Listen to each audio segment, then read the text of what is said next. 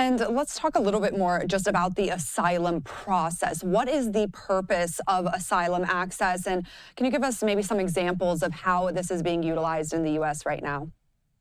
Absolutely. So, asylum law and the system was created in 1980 in the US Refugee Act. And it was when the United States joined other major nations in saying that it would not return people fleeing persecution or torture. So, it's a promise not to send people back to harm that came out of the post World War II order internationally, where learning from the Holocaust, you don't want to turn away people who could face, imminent harm and death.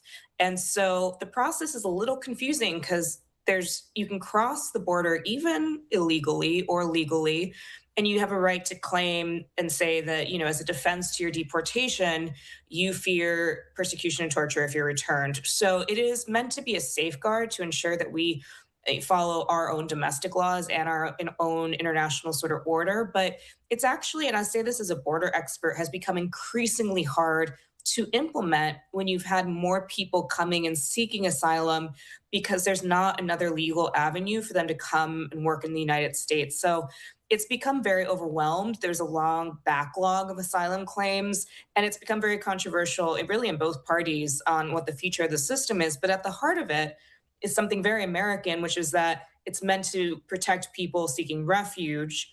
But all good intent, it needs to be reformed. And I've written a lot about why it needs to be reformed so it can actually better protect people who most need protecting, say a Uyghur leaving China who's facing, there's an ethnic persecution there. That would be like the type of person who should use the asylum process as opposed to someone who maybe just wants to work temporarily in the United States.